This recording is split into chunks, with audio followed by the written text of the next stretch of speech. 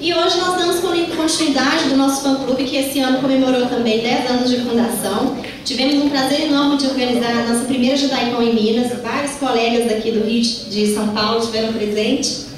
Foi um momento super legal, a gente pôde sentir o que é fazer uma JediCon. Vocês não me contaram que eram tantas emoções. Porque a gente tinha que deixar uma surpresa para vocês. Ah, obrigada!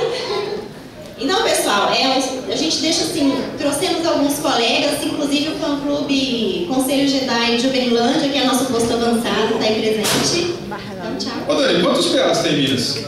6. 6 PAs? Olha aí, São Paulo. Tem que passar isso na eles. Eles estão se organizando cada vez mais. Como é que é? Tá organizando um aonde? ABC, pô. PA ABC.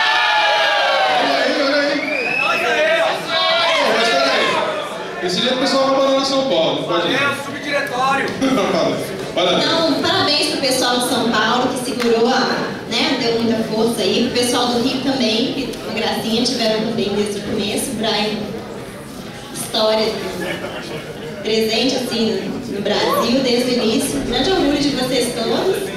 E os colegas que a gente pode conhecer na caminhada, é um prazer a gente poder participar desse evento. Muito obrigado. Um bom dia para todo mundo.